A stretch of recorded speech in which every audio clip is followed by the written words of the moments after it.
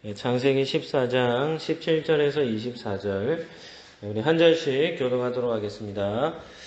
아브라함이 그돌라오멜과 그와 함께한 왕들을 쳐 부수고 돌아올 때에 소돔 왕이 샤웨 골짜기 곧 왕의 골짜기로 나와 그를 영접하였고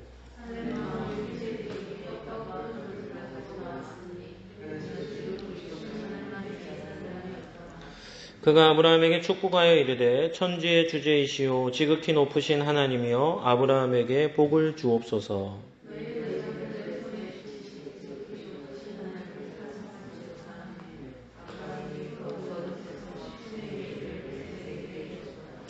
소돔 왕이 아브라함에게 이르되 사람은 내게 보내고 물품은 네가 가지라.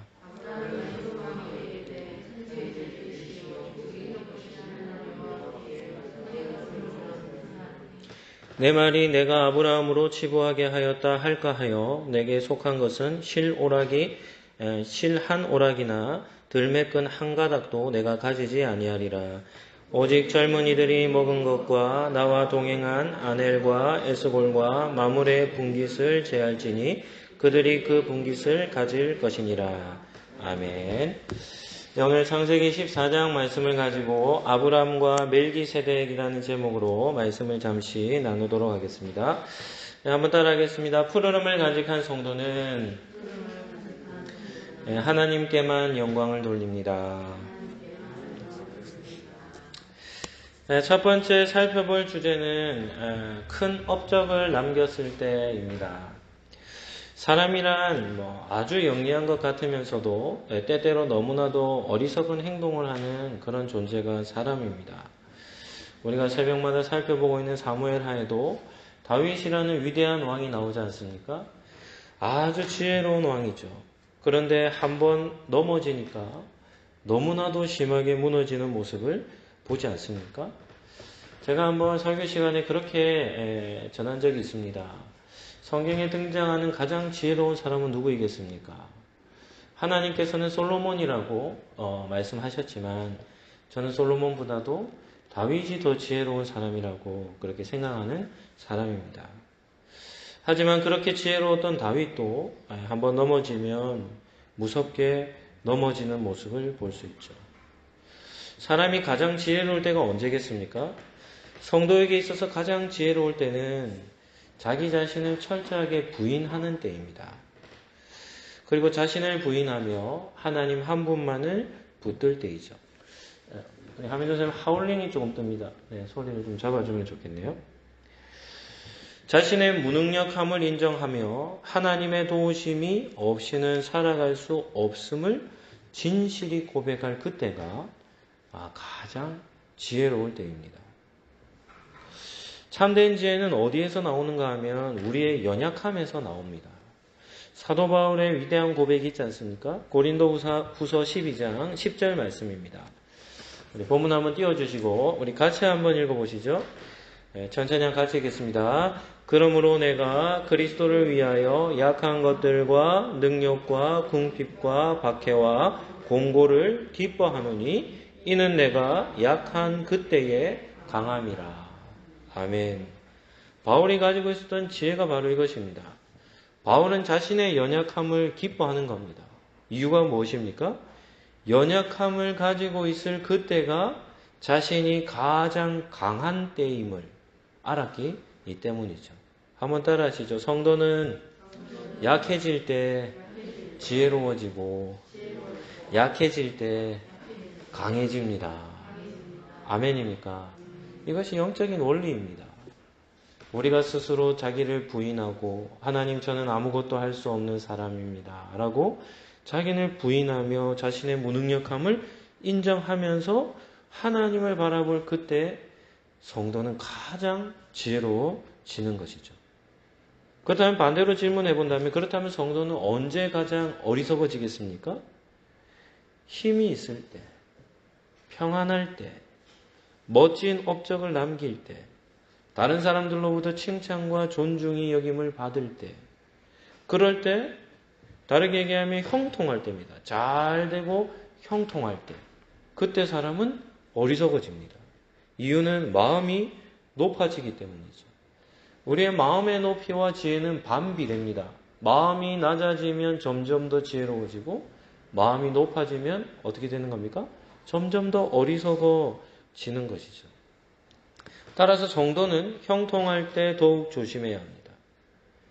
자신이 쌓아놓은 탑이 순식간에 무너져 버릴 수 있기 때문이죠. 우리가 형통할 때 찾아오는 유혹을 무엇이라고 하냐면 이걸 영적 전쟁이라고 합니다. 사탄은 우리가 틈을 보이는 순간, 사탄에게 틈을 보이는 순간은 우리가 마음이 높아질 때입니다. 교만해질 때죠. 그것이 사탄이 우리를 공격하는 틈입니다. 우리가 틈을 보이는 순간 어떻게 하냐면 달콤한 유혹으로 다가와서는 우리를 넘어뜨리는데 완전히 바닥에 엎드러지도록 넘어뜨려 버리는 것이죠. 그래서 형통할 때 더욱더 조심해야 합니다. 한번 따라 하시죠. 형통할 때 더욱 조심합시다. 연약할 때 더욱 의지합시다. 연약할 때는 하나님을 더 의지해야 되고 그렇게 할 때 지혜로워지고 형통할 때는 정말 더 조심해야 하는 겁니다. 이러한 두 가지 원칙만 기억하고 있어도 우리에게 영적으로 큰 유익이 되는 것이죠. 세상적으로 성공한 사람들이 저지르는 실수가 동일합니다. 어린 나이인데 너무 큰 인기를 얻은 연예인들이라든지 이런 사람들을 보면 다 어떻습니까? 갑자기 유명해진다든지 갑자기 큰 소유를 얻게 되면 다 마음이 높아져서 정말 작은 유혹 하나에 어떻게 되냐면 바닥까지 그냥 꼬꾸러져 버리는 겁니다. 그러니까 복권에 당첨된 사람들의 인생, 행복한 인생이 아니라죠. 이유가 무엇입니까? 순간적으로 갑자기 생겨난 이런 물질은 자기가 통제할 수 있는 능력이 없는 겁니다.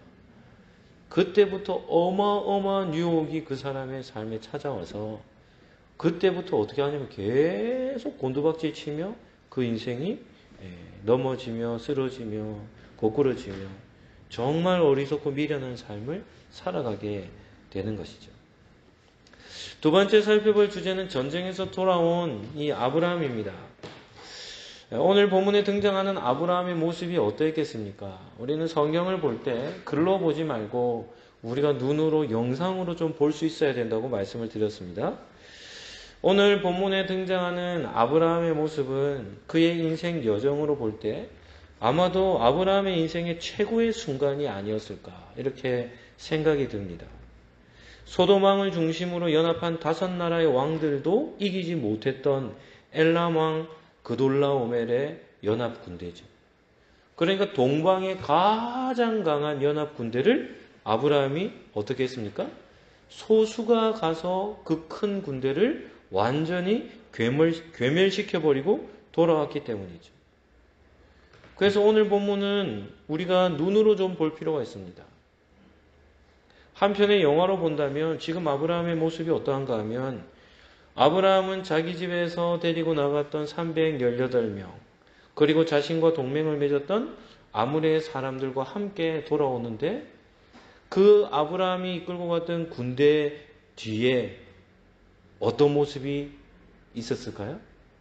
자기들이 나갔던 군인의 수보다 훨씬 더 많은 백성들입니다. 이 요단강의 근처에 있었던 그 5나라의 모든 백성들이 이 아브라함 군대 뒤를 따라 오고 있었고 그 뒤에 그들이 잃어버렸던 엄청난 가축과 재물들을 다시금 다 되찾아서 돌아오는 모습이죠. 전쟁에 나갈 때보다 훨씬 더 큰 무리를 이끌고 돌아오는 모습이 바로 아브라함의 모습입니다. 전쟁에 나갔다 승리자로 돌아오는 그런 개선 장군의 행렬 있지 않습니까? 승리를 가지고 돌아오는 그 기쁨의 행렬. 그것과도 동일한 모습이 바로 아브라함의 모습이죠. 여러분이 아브라함이라면 그런 엄청난 승리를 하고 돌아오는 발걸음이라면 여러분은 어떤 기분이었겠습니까?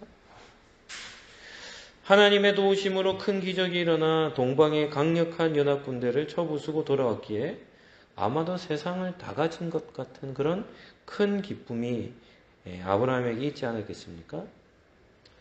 오늘 설교를 시작하며 성도가 제일 쉽게 넘어질 때가 언제라고 말씀드렸죠? 큰 승리를 경험할 때입니다. 누가 보더라도 인정할 수밖에 없을 정도로 엄청난 업적을 남길 그때가 정말 조심해야 될 때랬죠. 오늘 본문에 나오는 아브라함의 그 돌아온 전쟁에 승리하고 돌아온 그때가 바로 이와 같은 때였다는 것을 우리는 기억해야 합니다. 세 번째는 아브라함을 맞으러 나온 두 왕이 등장합니다. 오늘 본문에 보면 아브라함의 개선 행렬을 맞이하고자 마중을 나온 두 왕이 나옵니다. 한 사람은 누구인가 하면 한 사람은 소돔 왕이고 또 다른 한 사람은 살렘 왕 멜기세덱입니다. 창세기 저자는 이 두 왕을 의도적으로 비교를 하거든요. 그러니까 우리도 이 두 왕에 대해서 비교를 해봐야 합니다. 첫 번째는 이들이 어떤 모습으로 아브라함을 맞이했는가라는 것과 또 한 가지는 이들이 아브라함에게 무슨 말을 하고 있는지를 살펴야 하는 것이죠. 첫 번째는 아브라함을 맞으러 나왔을 때의 이 두 왕의 모습입니다. 17절, 18절을 한번 띄워주실까요? 제가 한번 읽어드리겠습니다. 아브라함이 그돌라오멜과 그와 함께한 왕들을 쳐부수고 돌아올 때에 소돔 왕이 샤웨 골짜기 곧 왕의 골짜기로 나와 그를 영접하였고 살렘 왕 멜기세덱이 떡과 포도주를 가지고 나왔으니 그는 지극히 높으신 하나님의 제사장이었더라. 소돔 왕은 아브라함을 맞으러 나올 때 어떻게 나왔냐면 빈손 들고 나왔습니다. 빈손으로 나왔죠. 한편으로는 이해가 됩니다. 이유가 뭘까요? 이 소돔 왕은 자신의 백성 다 빼앗기고 자신의 모든 나라의 재물 다 빼앗겼으니까 빈털터리 왕 아닙니까? 그러니까 소돔 왕은 그냥 빈손으로 아브라함을 맞으러 나온 것이죠. 그에 반해서 멜기세덱이라고 하는 왕은 떡과 포도주를 가지고 마중을 나왔습니다. 한번 생각해 보시죠. 아브라함이 이끌고 갔던 군대의 수가 한 얼마나 되겠습니까? 자기 집에 있었던 300명, 318명과 마므레와 그 주변에 있었던 형제들의 군대니까 최소 500명 이상은 되지 않았겠습니까? 500명보다 훨씬 더 됐겠죠. 그런데 그렇게 많은 사람들의 그런 먹을거리죠. 전쟁에 나가서 지치고 돌아오는 그들을 위해 멜기세덱은 떡과 포도주, 음식을 준비하여서 마중을 나온 것입니다. 그러니까 아브라함 군대가 얼마나 큰 위로와 힘을 얻었겠습니까? 멜기세덱은 아브라함 군대가 꼭 필요한 것을 가지고 그들의 승리를 축하하며 격려하고자 마중을 나온 것입니다. 우리는 오늘 본문에서 이 멜기세덱이라는 사람, 이 왕을 우리는 주의 깊게 한번 살펴볼 필요가 있습니다. 창세기 14장에 나오는 이 멜기세덱에 관해서는 가장 잘 설명해 놓은 책이 있는데 그것이 히브리서죠. 우리가 새벽에 히브리서 살필 때 히브리서에 멜기세덱이 많이 등장했지 않습니까? 히브리 저자는 이 멜기세덱에 대해서 이렇게 설명합니다. 히브리서 7장 1절에서 3절입니다. 우리 자막을 한번 띄워주시고 제가 한번 읽어드리도록 하겠습니다. 히브리서 7장 1절에서 3절입니다. 이 멜기세덱은 살렘 왕이요 지극히 높으신 하나님의 제사장이라. 여러 왕을 쳐서 죽이고 돌아오는 아브라함을 만나 복을 빈 자라. 아브라함이 모든 것의 10분의 1을 그에게 나누어 주니라.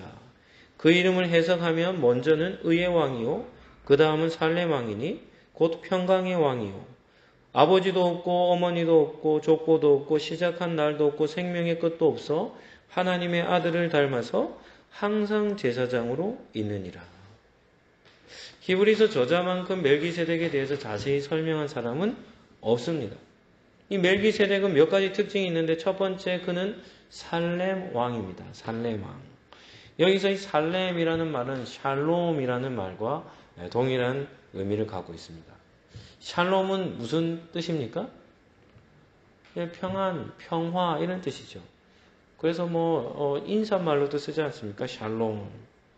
이 살렘이라는 뜻은 평화라는 뜻입니다. 그래서 이 멜기세덱은 평강의 왕, 평화의 왕으로 이렇게 본문에 등장하죠. 우리가 사는 이 세상에 평화의 나라가 있을까요?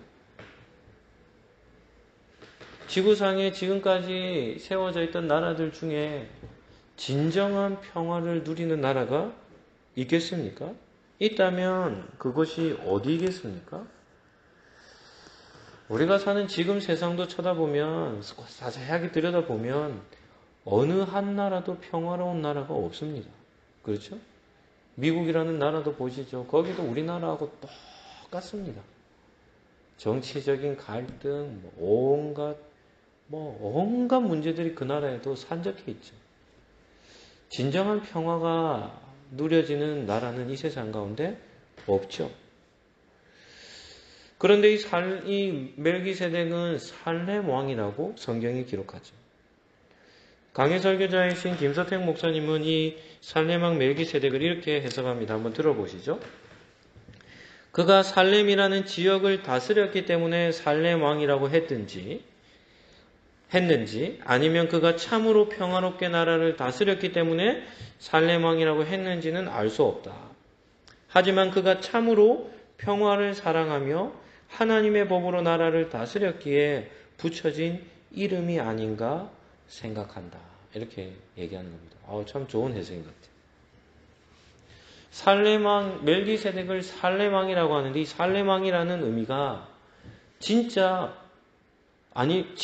그가 다스렸던 나라가 평화의 나라였기 때문에 이름이 붙여진 이름인지 아니면 살렘이라는 지역이 있어서 그 지역을 다스렸기 때문에 살렘왕이라는 이름이 붙여졌는지는 알 수 없는 거죠. 알 수 없어요.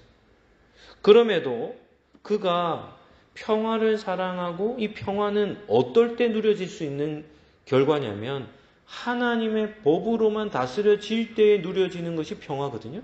그러니까 그가 평화의 왕이라는 칭호가 붙은 것이 평화를 사랑하고 하나님의 법으로 나라를 다스렸기 때문에 붙여진 이름이 아닌가 이렇게 추측해 볼 수 있다는 것입니다. 구약의 경우는 성경에 사람의 이름이든지 지명이든지 어떤 뜻을 가지고 있습니까? 그 이름이 곧 그 사람입니다. 그 지역명이 지명이 곧 그 지역의 의미입니다. 하나님께서 도우셨다라는 곳에 돌을 세워 그 지역을 뭐라고 부릅니까? 그 지역을 뭐라고 부르죠? 여호와께서 승리를 주셨다라는 지역에 돌을 세워 그 지역을 뭐라고 부르냐면 여호와 니시. 하나님께서 준비하셨다라는 의미를 가지고 여호와 이레. 그 지명이 어떤 의미를 갖고 있냐면 그 지명 자체가 그 지역에서 역사하신 하나님의 의미를 갖고 있는 겁니다. 사람 이름도 마찬가지죠. 하나님은 아브라함이라는 사람을 아브라함이라 이름을 바꿔주세요. 이유가 뭡니까? 아브라함이라는 이름이 그 사람의 인생이 되도록 하기 위해 이름을 바꿔주시는 겁니다. 열국의 아비입니다. 모든 믿는 자의 아버지가 될 것이라 해서 그의 이름을 아브라함이라고 바꿔주지 않습니까? 그런 의미로 살펴본다면 이 살렘왕이라고 불리는 이 멜기세덱이 그가 지명으로서 살렘이라는 땅을 다스렸기 때문에 이렇게 살렘왕이라고도 할 수도 있겠지만 그가 평화의 통치자라는 의미에서 붙여진 이름이 아닌가 이렇게 추측해 볼 수 있는 겁니다. 두 번째는 그의 이름입니다. 멜기세덱이라는 이름이죠. 멜기세덱이라는 이름의 뜻 자체가 의의 왕이라는 겁니다. 히브리서 저자도 그렇게 얘기하죠.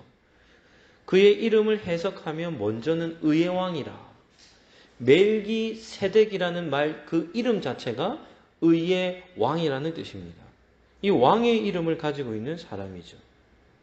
그러니까 창세기 14장 18절에 살렘 왕 멜기세덱이라는 이 저자의 소개를 풀어서 설명한다면 평화의 나라를 다스리는 의의 왕이라는 뜻입니다.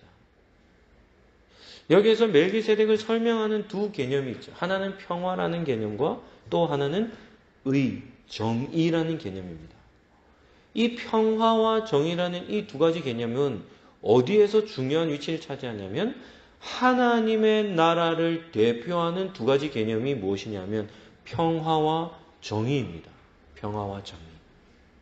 그런데 이렇게 하나님의 나라를 상징하는 두 개념이 누구에게 붙여져 있습니까? 멜기세덱이라고 하는 이 왕에게 붙여져 있는 것이죠. 따라서 살렘왕 멜기세덱은 엘람왕 그돌라오멜과 같은 평범한 한 나라의 왕으로 소개된 인물이 아님을 알 수 있죠. 이 사람은 특별한 왕이라는 겁니다. 하나님께 속한 특별한 왕이 살렘왕 멜기세덱이라는 겁니다. 세 번째 특징도 있어요. 세 번째 특징도 독특한 특징인데 세 번째는 무엇인가 하면 이렇게 창세기는 소개하죠. 그는 지극히 높으신 하나님의 제사장이라. 멜기세덱을 이해하는 데 있어서 또 한 가지 중요한 키워드가 제사장이라는 키워드입니다. 그는 의의 왕이라는 이름을 가진 평화의 나라를 다스리는 왕인데 그런 왕의 직책만을 감당했던 사람이 아니라 지극히 높으신 하나님을 섬기는 제사장직까지도 맡아 있었던 사람이라는 것이죠. 그리고 창세기 저자는 이렇게 수식어구를 붙입니다. 지극히 높으신 하나님의 제사장이라. 이 표현만을 가지고 해석을 한다면 아브라함 시대에 아브라함을 제외한 다른 곳에서 하나님의 법을 따라 의와 평화로 다스리는 나라가 있었고 그 나라를 다스렸던 멜기세덱 왕은 왕직과 제사장직 모두를 감당하고 있었다는 겁니다. 그러니까 아브라함이 아닌 어느 특정 지역에 성경에서 보여지는 가장 완벽한 평화의 나라를 다스리는 왕, 또 그 나라에서 지극히 높으신 하나님만을 섬기는 제사장직을 감당하는 왕과 그의 나라가 있었다는 뜻이죠.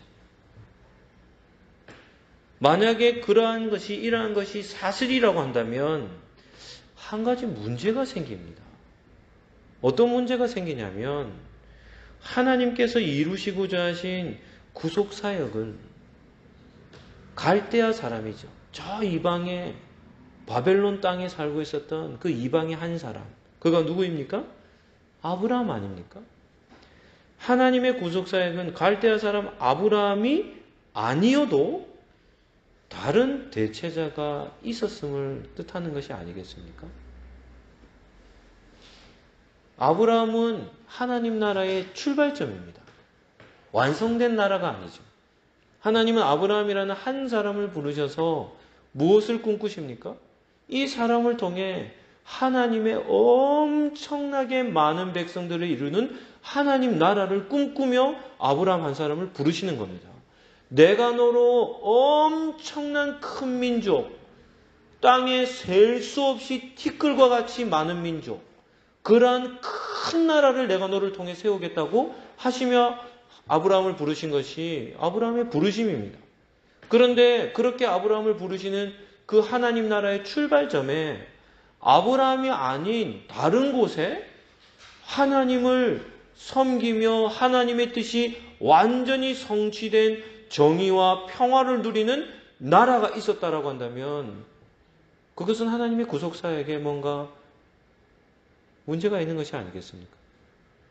따라서 멜기세덱은 실제로 역사 속에 존재했던 왕이라고 보기보다는 그가 가지고 있었던 함축된 여러 가지 의미들, 상징적인 의미들이 있지 않습니까?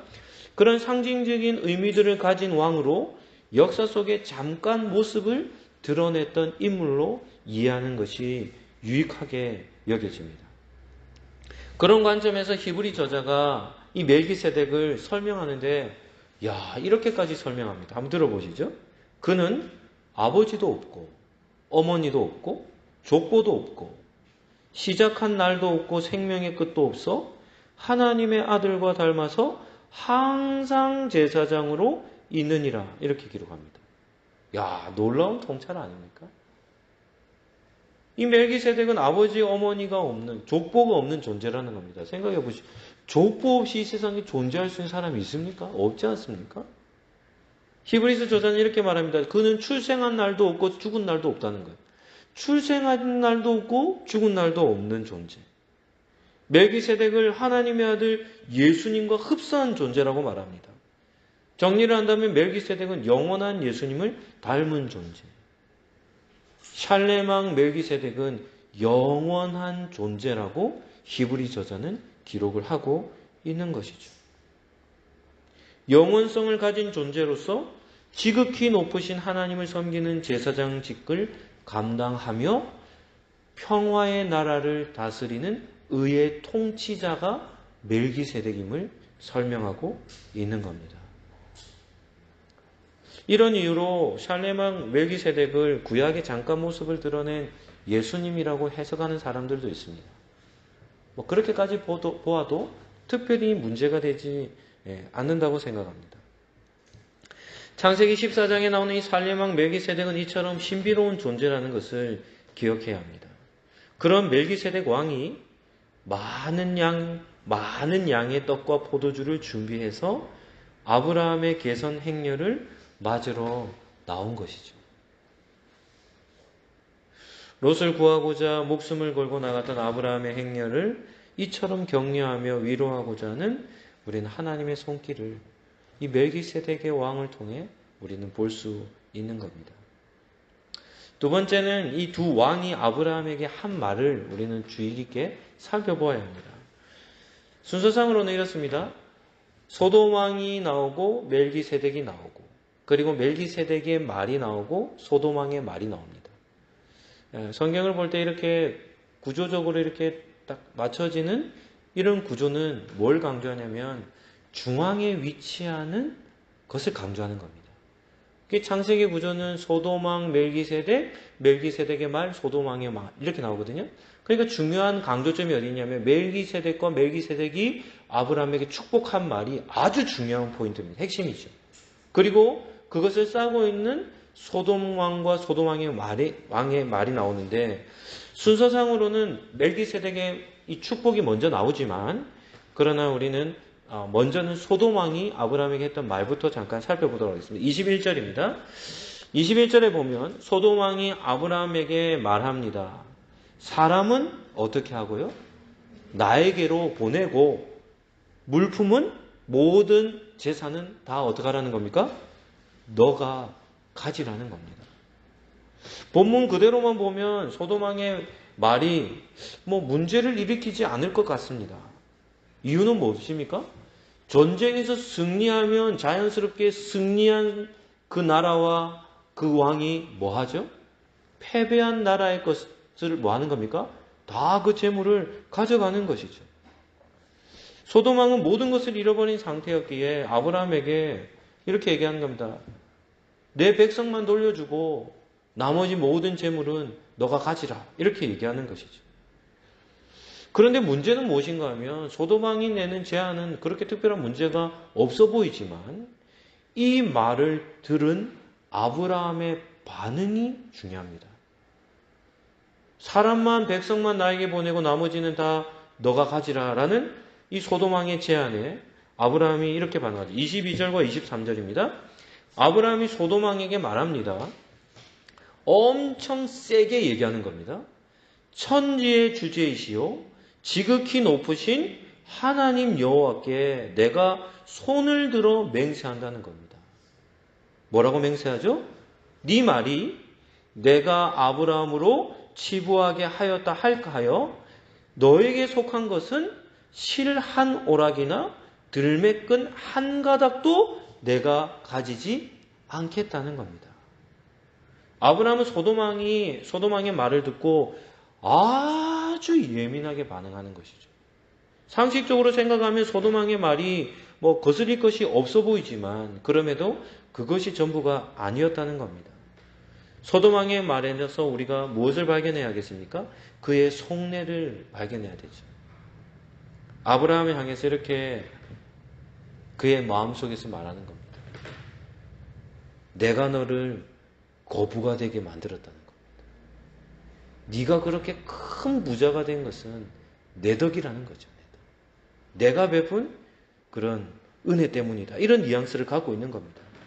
뿐만 아니라 아브라함의 입장에서 소돔왕의 제안은 두 가지 이유에서 껄끄러운 것입니다. 첫 번째는 뭐 때문인가 하면 아브라함이 이 전쟁에 참여한 목적입니다. 아브라함은 왜 엘람왕 그돌라오멜 연합군과 맞서 전쟁에 나가 싸웠습니까? 목적은 한 가지예요. 뭐 하기 위해서죠? 조카 롯을 뭐 하기 위한 겁니까? 구하기 위한 겁니다. 자신의 조카 롯과 그의 가정을 구원하기 위해서, 구해주기 위해서 전쟁에 참여한 것이죠. 이 전쟁으로 인해 큰 부를 얻고자 했다든지 자신의 군사력이 얼마나 강한지를 보여주고자 했든지 가나안 땅 주변에 있는 민족들에게 위협을 주고자 내가 이렇게 강한 사람이니까 건드리지 말라고 했다든지 이런 목적으로 간 것이 아닙니다. 아브라함은 롯을 구한 것만으로 만족하는 것이죠. 두 번째도 중요합니다. 두 번째는 무엇인가 하면 아브라함은 오직 한 가지 복만을 원했던 사람입니다. 그것이 바로 하나님으로부터 오는 복만을 구했던 것이죠. 아브라함의 말과 같이 그는 실오라기 하나, 들매끝 한 가닥. 우리나라 표현으로 하면 어떻게 표현할 수 있겠습니까? 10원짜리 한 장입니다. 소돔 왕에게를 말하는 겁니다. 내가 너에게 속한 물건 중에 재물 중에 10원짜리 하나도 뭐 하겠다는 겁니까? 받지 않겠다는 겁니다. 철저하게 소돔 왕으로부터 무언가 받는 그 어떤 것도 뭐 한다는 겁니까? 거부한다는 것이죠. 세상 사람들이 보기에는 아브라함의 말같이 어리석은 것이 어디 있겠습니까? 아브라함의 상황을 이렇게 표현할 수 있을 것 같습니다. 호박이 덩굴째 들어온 상황. 그냥 호박 하나가 들어온 게 아니라 막 덩굴째, 셀 수 없이 막 들어온 상황이 아니겠습니까? 이런 전쟁의 승리로 인해 여러 나라들이 가지고 있었던 그 엄청난 양의 재물을 한꺼번에 얻게 된 겁니다. 그러니까 상상할 수 없을 정도로 큰 부를 소유하게 되는 상황이 아닙니까? 그런데 그런 상황 속에 아브라함이 뭐라 합니까? 10원짜리 하나도 받지 않겠다는 겁니다. 여기서 우리는 아브라함의 흔들리지 않는 믿음을 발견할 수 있어야 합니다. 아브라함은 어떤 신앙을 가진 사람입니까? 세속적인 방법으로 복을 받기를 1도 원하지 않은 사람입니다. 소돔왕이 베푸는 어설픈 그런 거 완전히 거부하는 것이죠. 그리고는 누구에게만요? 하나님으로부터 오는 복만을 그것만으로 만족했던 사람이 바로 아브라함이라는 것을 우리는 볼 수 있습니다. 마지막으로 이 멜기세덱이 아브라함에게 전했던 말을 한번 살펴보시죠. 19절에서 20절입니다. 그가 아브라함을 축복하여 말합니다. 천지의 주제이시오 지극히 높으신 하나님이여 아브라함에게 복을 주옵소서. 너희 대적을 내 손에 붙이신 지극히 높으신 하나님을 찬송할지로다 하며 아브라함이 그 얻은 것에서 10분의 1을 멜기세덱에게 주었더라. 멜기세덱은 아브라함이 이 전쟁에서 승리하고 돌아온 승리의 영광을 누구에게 돌립니까? 아브라함에게 돌리지 않고 누구에게 돌립니까? 하나님께 돌리는 겁니다. 너희 대적을 내 손에서 붙이신 지극히 높으신 하나님을 찬송할지로다. 모든 전쟁의 승리의 영광을 하나님께 돌리는 것이죠. 그리고 지극히 높으신 하나님의 이름으로 아브라함을 축복하는 겁니다. 창세기에서 강조하는 하나님은 어떤 분이신가 하면 창조주 하나님이시죠. 그런데 이 창조주 하나님의 별명처럼 불려지는 표현이 어떤 표현인가 하면 오늘 본문에 등장하는 지극히 높으신 하나님이라는 뜻입니다. 표현입니다. 그러니까 이 지극히 높으신 하나님이라는 칭호는 모든 만물을 창조하신 창조주의 또 다른 의미를 가지고 있는 이름이라는 것이죠. 멜기세덱은 바로 그 하나님의 이름으로 아브라함을 축복하는 겁니다. 아브라함은 지극히 높으신 하나님의 이름으로 축복한 멜기세덱에게 소돔왕과는 전혀 다른 반응을 보입니다. 어떻게 반응합니까? 전쟁에 나가 얻은 것에 10분의 1을 구별하여 그 멜기세덱 왕에게 드린 겁니다. 아브라함이 11조를 멜기세덱 왕에게 드렸다는 것은 무엇을 뜻하겠습니까? 우리는 이 11조를 생각할 때 11조는 어떤 의미가 있냐면 11조는 주권을 뜻합니다. 11조는 하나님의 주권을 인정하여 드리는 믿음의 증거이죠. 그래서 하나님 앞에 11조를 드린다는 것은 내 삶을 다스리시는 분이 하나님이십니다. 내가 가지고 있는 모든 물질은 다 하나님의 것입니다. 이런 하나님의 주권을 인정하여 드리는 믿음의 증거물이죠. 아브라함이 이번 전쟁에서 승리를 거둘 수 있었던 이유가 지극히 높으신 하나님의 도우심으로 이 전쟁에 승리했음을 어떻게 하냐면 멜기세덱의 그 찬송을 어떻게 하냐면 인정하며 그것을 물질로 하나님 앞에 자신의 이 전쟁의 영광을 하나님께 올려드리는 모습을 볼 수 있는 것이죠. 이것이 바로 아브라함이 11조를 드린 의미가 되는 겁니다. 말씀을 정리하도록 하겠습니다. 오늘 본문을 통해서 큰 승리 이후에 성도에게는 전혀 다른 두 종류의 상황이 발생할 수 있음을 우리는 볼 수 있죠. 하나는 멜기세덱 왕과 같이 모든 영광을 하나님께 올려드리는 상황. 또 한 가지는 무엇입니까? 소돔 왕과 같이 세속적인 유혹이 찾아오는 상황이 발생할 수 있다는 것입니다. 이럴 때 우리는 영적인 분별력이 요구가 되죠. 만약에 아브라함과 같은 상황 속에 사울 왕 같은 사람이 서 있었다면 어떻게 했겠습니까?